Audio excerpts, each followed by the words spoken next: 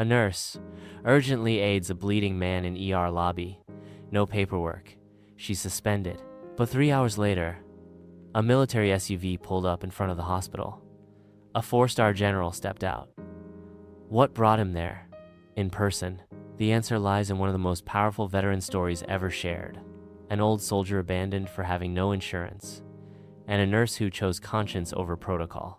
This isn't just a story about a patient or a hospital. It's a powerful reminder. Justice for veterans isn't a slogan. It's something we must fight for every single day. What would you do if a forgotten veteran stood right in front of you? Emily Sanders was never someone who stood out.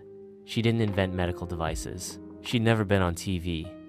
But at Riverside General, everyone knew her as the last one to leave the ward. Small, slender, her hair tied back, voice soft like a warm towel.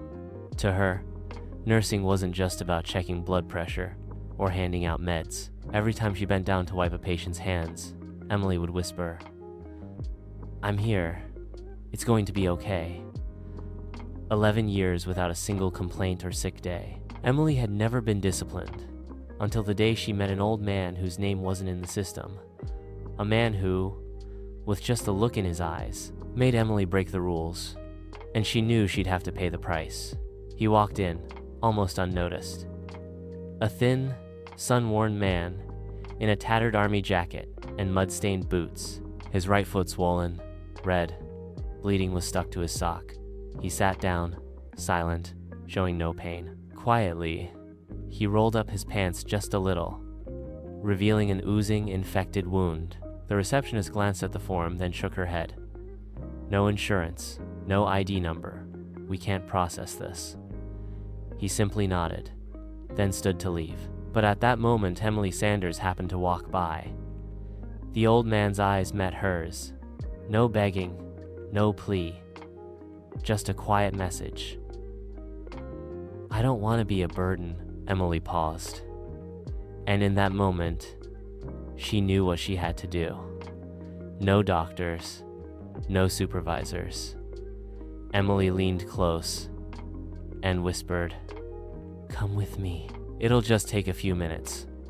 She led the old man into an empty exam room, cleaning the wound gently with warm saline. Her hands trembled slightly as she removed the blood-stuck sock. "Your foot's infected. If we wait too long, you could lose it." She opened the supply cabinet, pulled out antibiotics, and dressed the wound with care. The old man stayed quiet. His eyes never met, hers burdened by something unspoken. Emily reached into her pocket and pulled out a broken granola bar. "I've got half left. You need energy to take the meds." She smiled, calm but firm. "No insurance? Doesn't matter.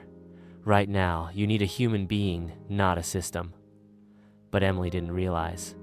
A ceiling-mounted security camera had captured everything. The next morning, Emily received an urgent email. 9:00 a.m. administration office. Be on time. She stepped into the meeting room. 3 administrators were already seated, faces cold as wallpaper. A monitor switched on. Footage from the overhead camera played. Emily treating the man without official admission. Director Leonard Clark spoke flatly, like reading a disciplinary notice. "You violated Section 3.1 unauthorized medical aid. This is a serious infraction." Emily said nothing. She just nodded. "You are hereby suspended indefinitely." She removed her name badge and unbuttoned her coat. No tears, no protest. As she turned to leave, she glanced back once.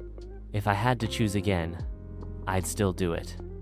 But what Emily didn't know was, her story was already spreading online.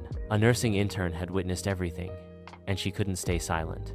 She posted the story on Facebook, writing, "Emily Sanders was suspended just for helping an old man without insurance. Is this the system we're proud of?" 6 hours later, over 150, 0 shares. Among the angry comments, one read, "Raymond Cooper is my father. He fought in Kandahar." Another said, "I'm a veteran too.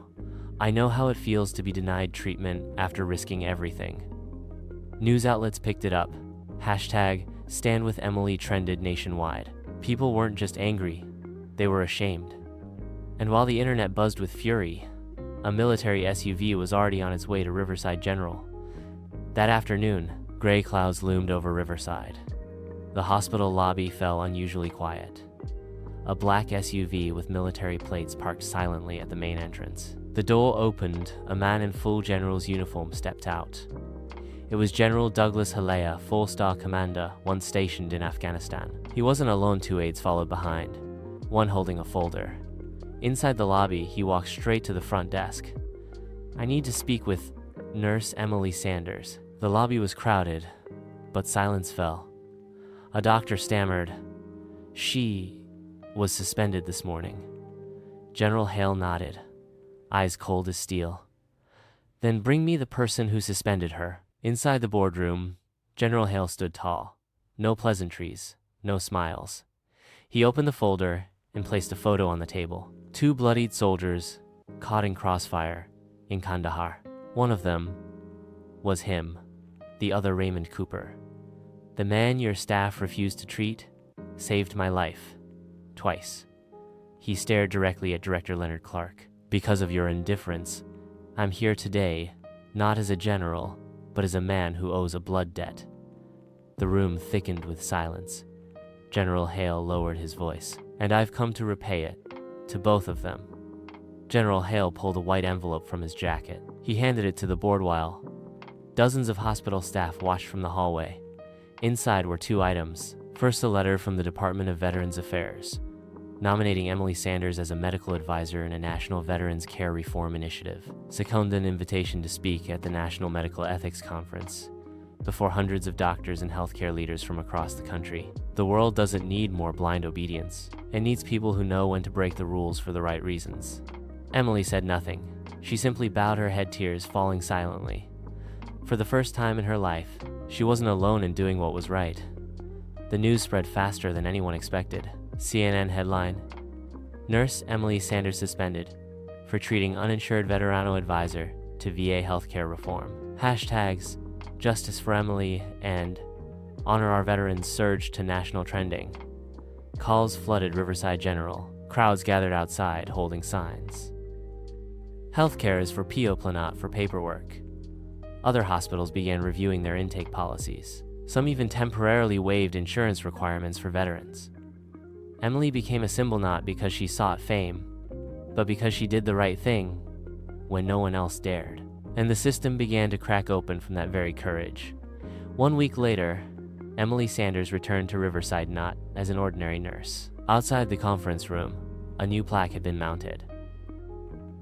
"For compassion, not for protocol." Emily now served as veteran care liaison directly, connecting forgotten soldiers to the healthcare they deserve. She launched a weekly mobile clinic in East Park where many unhoused veterans live.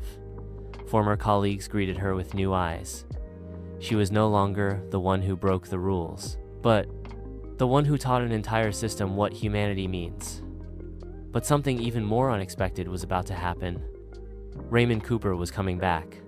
Monday morning, Emily was arranging medications inside the mobile clinic when she heard a gentle knock. An old man entered, still thin, but standing tall. Raymond Cooper.